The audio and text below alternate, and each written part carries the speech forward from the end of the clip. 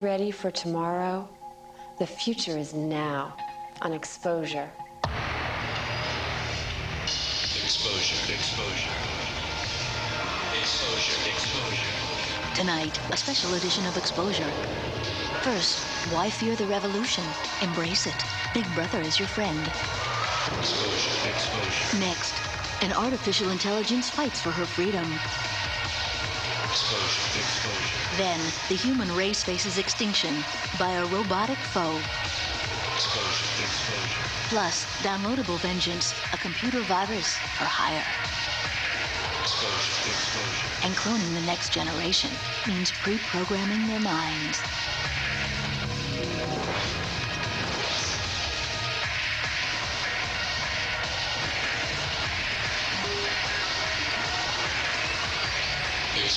Exposure. Visions of the future. Downloading host profile, Lisa Marie, a former model turned actress who has starred in such feature films as Ed Wood, Mars Attacks, and the upcoming remake of Planet of the Apes. Hi, I'm Lisa Marie, and welcome to Exposure.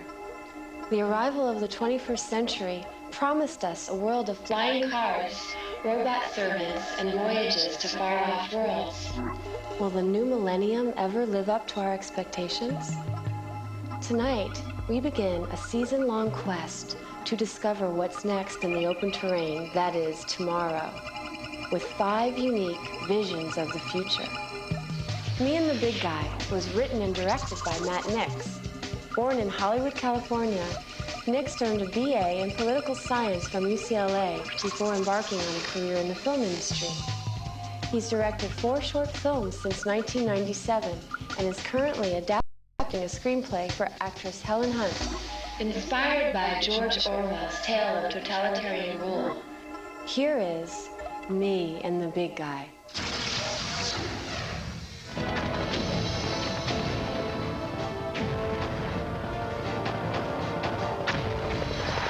War is peace.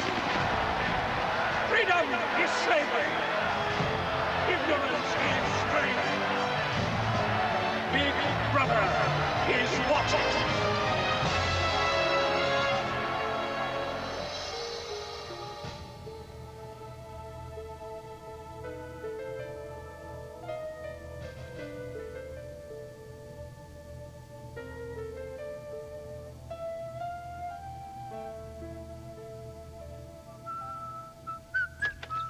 Hey, big guy, I'm home. Woo! I don't know what your day was like, but mine was busy, busy, busy. Oh, you will not believe what happened at work today. It was so funny. During the re-education lecture at lunch today in the cafeteria, the button on Citizen 32372-P's coveralls come off. They almost fall down right in the middle of the lecture. So I'm looking over, and I'm like, oh my God, don't look at him. And so there I am, right in the middle of drinking my Nutriliquid. Suddenly, I start giggling. Before I know it, I got Nutriliquid squirting out of my nose, going all over my shirt. I was so embarrassed. I'm like, oh. Hello? Citizen 43274B. This is the Thought Police. You are under arrest for crimes against the state. 43274B? No, I'm 43275B. You want next door. Oh. Carry on. Do you guys want to stay? I was just telling the big guy the funniest story. No. Are you sure? I've been saving chocolate rations. Come on, we can make s'mores. No, we're fighting thought crime. You know, we really gotta go. Okay, but you're missing out. Citizen 43274B, you're under arrest. I don't understand. Don't hit me. They're gonna kill me. Oh, bye. There will be a 9% decrease in the flour ration, effective immediately. Take care. Where was I? Oh, yeah. So after the re-education lecture, we go back to the cubicles, and we just laughed and laughed. Well, actually, nobody really laughed, but you could tell they thought it was funny. So I turned to my friend 54768J. You know her, right? Sometimes I forget who I'm talking to. Of course, you know her. So I turn to her and I say, I cannot wait to get home and tell the big guy. The big guy is gonna love this. Stop calling me the big guy. Oh my God. He talked. Yes, the name is Big Brother, not the big guy. This is so great! I'm so excited! You stay right where you are. I have to tell everyone! Hey, everybody, it's the big guy. The big brother. Big brother is in my room talking to me. Come here! Citizens today celebrate the execution of 30 more political... Oh, May I hug you? Oh, phooey, I just have to hug you. Oh.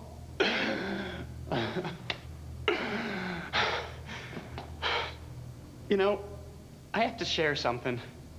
You know, before the revolution, I was so lonely. Every day after work, I'd be like, hey guys, you want to go out and do some karaoke or something? And everybody was always like, yeah, I'm busy, or I've got errands, or whatever. And I'd go home alone. But then you came, a special friend just for me, always watching and listening and caring. And now you're talking to me.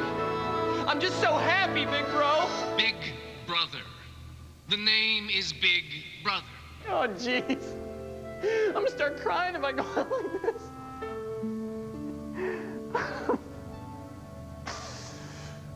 So, this calls for a celebration. Me and Big Brother.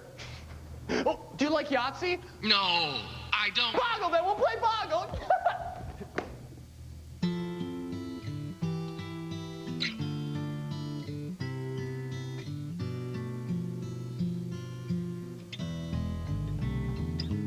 Give away all my thoughts, it won't cost you a penny. This chance to be close is as good as any. You're hearing the voice that calls for sorrow. Told you yesterday, today, and again tomorrow. I'll be here, yes I will. And I think you need a friend like me, someone to help you hold on. I think you found a friend indeed. Someone like you could really use someone like me.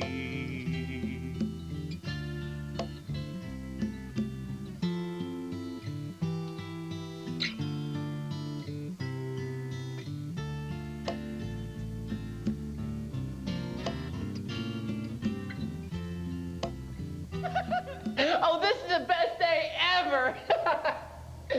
I know. We could stay up all night talking. No! Shut up, just shut up!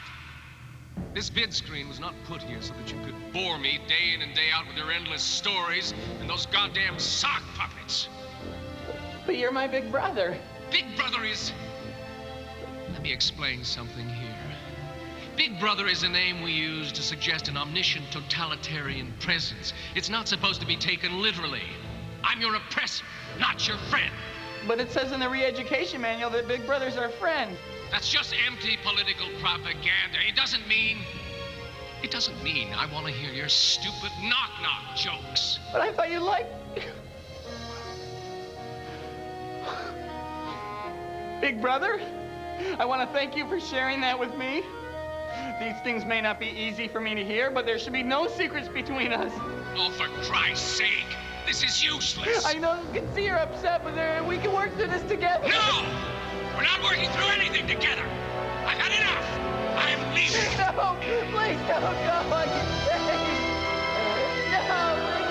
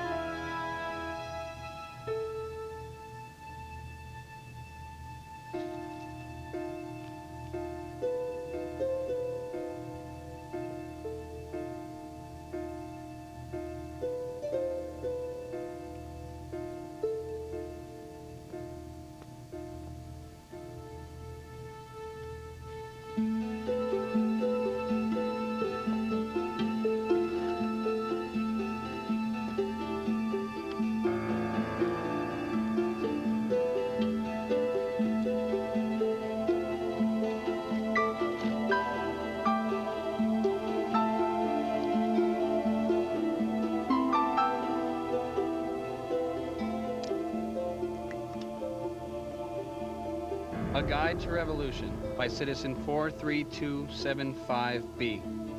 In 1943, Jean-Paul Sartre wrote that so long as a man can look into the eyes of his oppressor, he is free.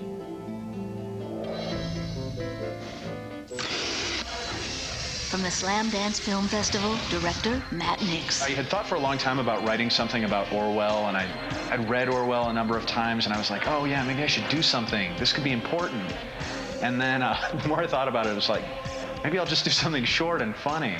When I was a kid, I was very excited, particularly about the year 2000. I read a lot of science fiction, and I bought it.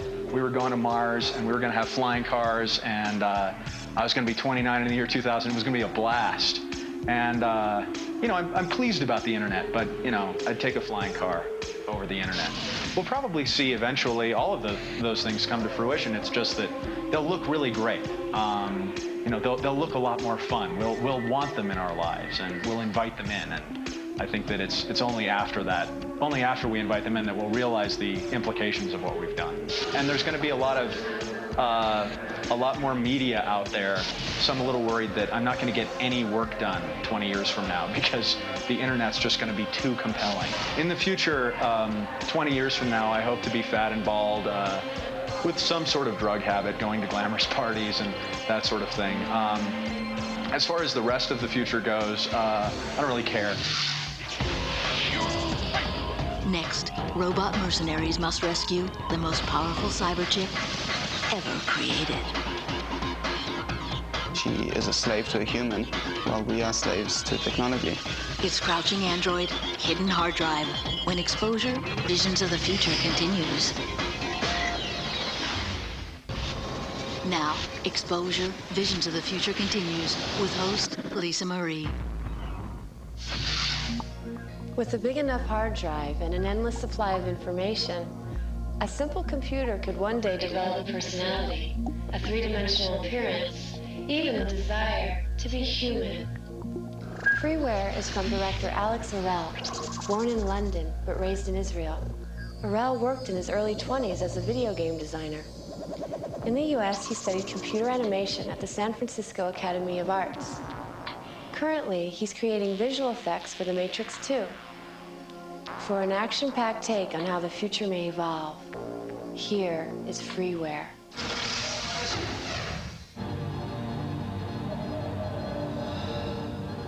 Two more countries were liberated today by Corp Technologies. The former democracies are proud to become the 381st and 382nd states of the Corp global community. This story and much more in half an hour on the Corp Information Network.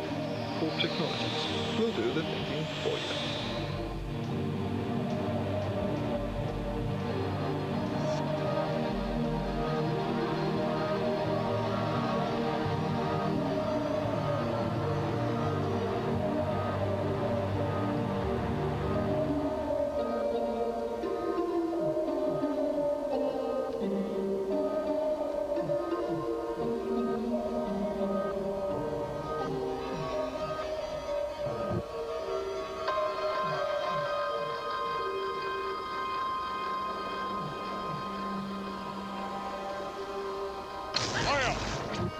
Get back to work.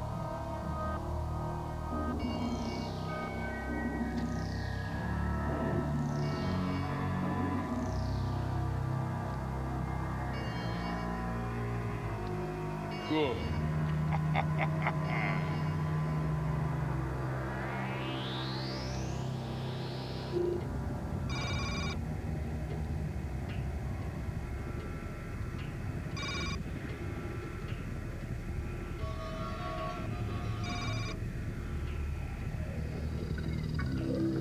We have 5 minutes to plant the bomb and download Maya. She'll take care of the rest. Clear? Clear. Okay. Let's go.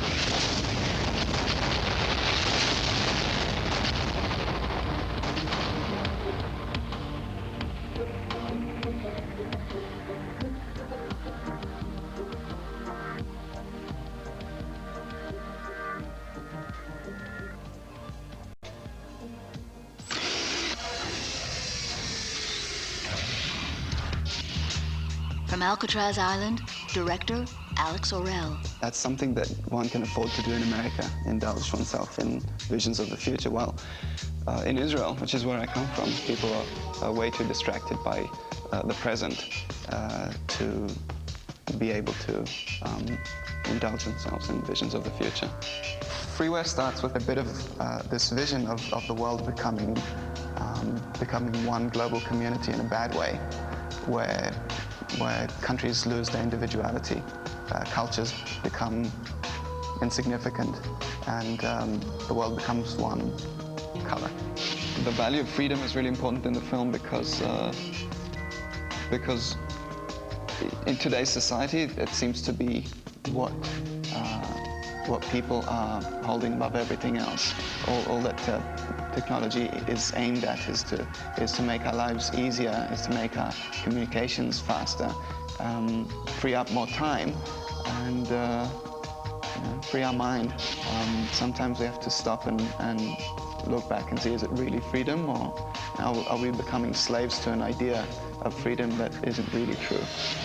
The more information is thrown at us, the more access we have to information, the more access other people have to our mind, and that, in my eyes, is endangering our freedom. Next, a mechanical menace is out to destroy the human race. Now, one lone soldier is on a mission of vengeance. Pray he can save our future. When Exposure, Visions of the Future continues.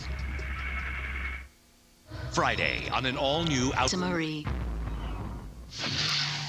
The human race consistently finds new ways to wage war. One wonders what modern form of weaponry will be required on the battlefields of tomorrow. Sand Trooper is from director Torrey Bellici. Born and raised in Monterey, California, Bellici studied film at San Francisco State. He then found work as a set builder and FX designer on such feature films as Sphere and Starship Troopers. Currently, he's a model builder on Star Wars Episode 2. Now, the Road Warrior meets the Terminator in this terrifying tale of survival. Here is Sand Trooper.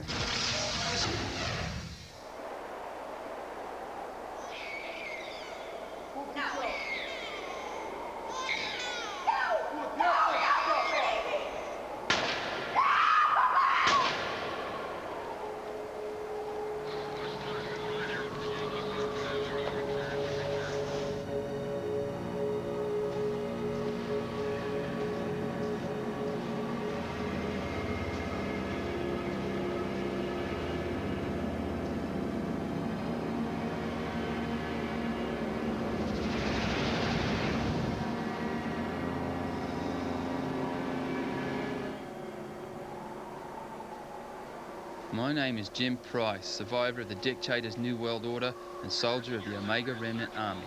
I'm a Class 5 bomb runner. A runner's life expectancy is only 2 missions. I've completed 8. August 25th, 2016, I received orders for my 9th mission, deactivate RF-511. There is an estimated 3,000 hostages in RF-511. RF stands for Retirement Facility, which are designed to exterminate large numbers of people efficiently.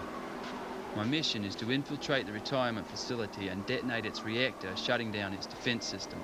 Then a full strike and rescue team will engage and begin shuttling out hostages. In 2006, democracy fell and a dictator rose to power and set into motion the New World Order.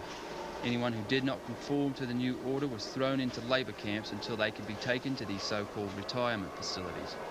These killing factories were set up by the dictator to stomp out any resistance.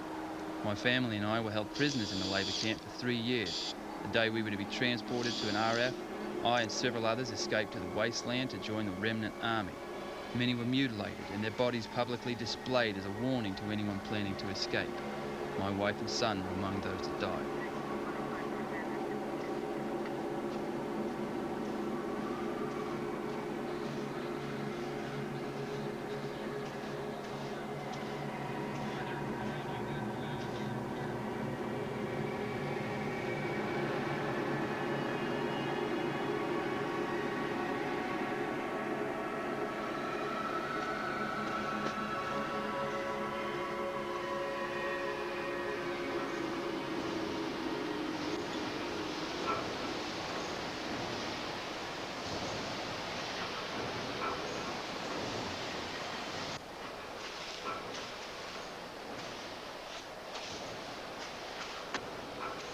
Roadrunner to Gatekeeper.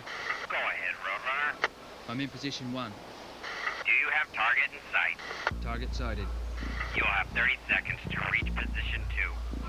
Jamming motion detectors. Stand by for signal. Detectors down in 5, 4, 3, 2. You'll have 30 seconds to reach position 2.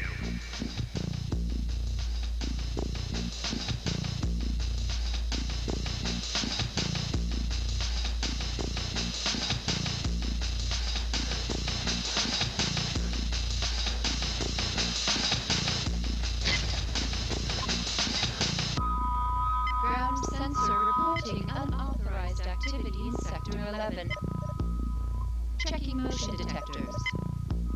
Motion detectors are non-functional. Switching to surveillance cameras.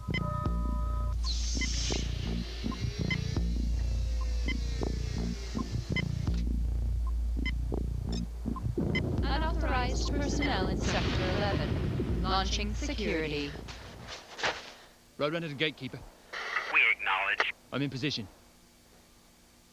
Hold position until further instructions. Acknowledged. Roadrunner out.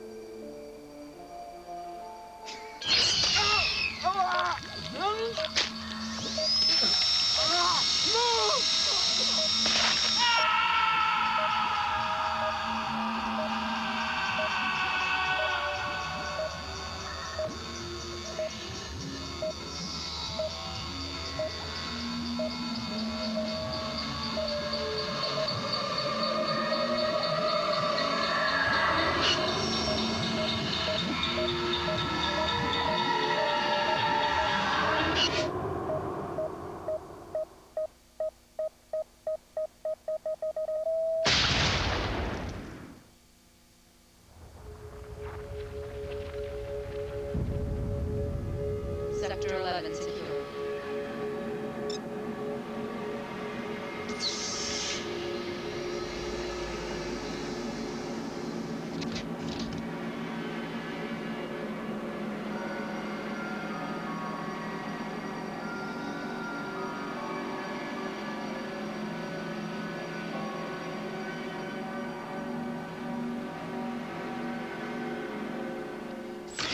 From the Presidio in San Francisco, California, director Tori Bellici. My whole idea was, how can I make a film and blow up a head? That was the whole idea, was you know, building the head, blowing it up. And so the story kind of evolved around that.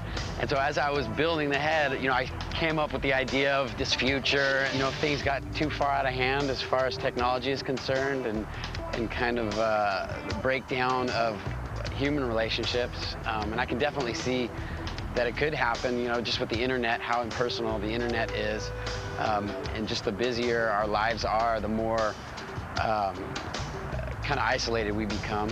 It could be scary. I mean, we could end up destroying ourselves, especially with the nuclear threat and all that. Or we could get so sick of it, you know, a generation could kind of realize that we did get off the path and we need to kind of get back to our earlier beginnings, you know, less focused on the technology and more focused on just human relationships. Next, hypodermics, an angry eyeball, and a hand that's a master of the martial arts. The bizarre and twisted world of infection. When exposure, visions of the future continues. No matter how far technology advances, nothing has yet been invented that can simply and legally erase financial debt. Turns out the future has a solution. It's called infection, and it was created by director James Cunningham. Born and raised in New Zealand, Cunningham earned a degree in photography from the University of Auckland. Work in the photo industry led to directing music videos and short films. Currently, he's a technical advisor creating visual effects for the upcoming live-action trilogy, The Lord of the Rings.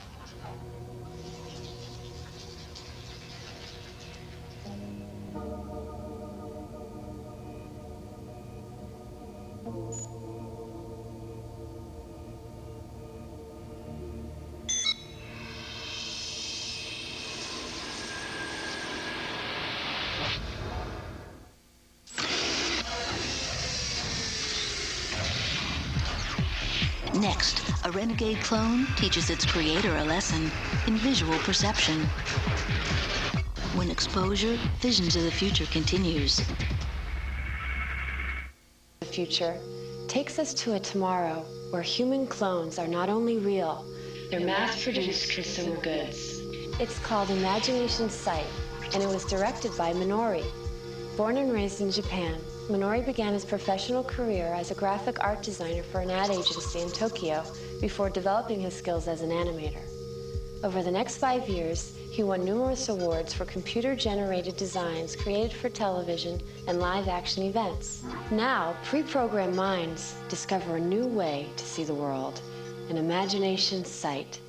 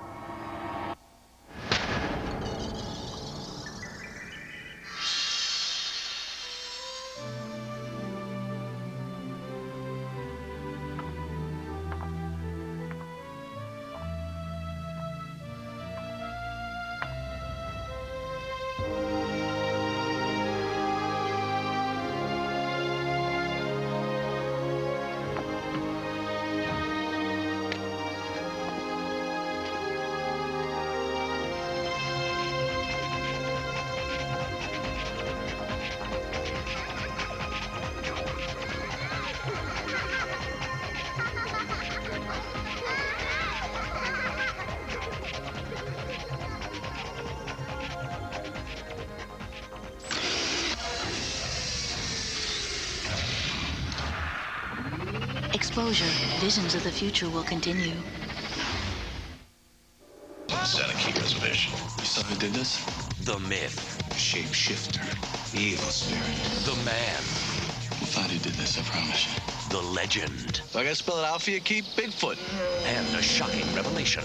It's saturated with quicksilver. That will change Darian's life forever. Oh, man. An all-new Invisible Man, part of Friday Prime. Friday at 8 on Sci-Fi. Now, Exposure, Visions of the Future continues with host Lisa Marie. Now that you've experienced these 5 tales from tomorrow, get ready for a weekly dose of things to come, all season long, as Exposure presents a brand new vision of the future in each and every episode. I'm Lisa Marie. Let's get exposed together every week on Sci-Fi's original short film series, Exposure.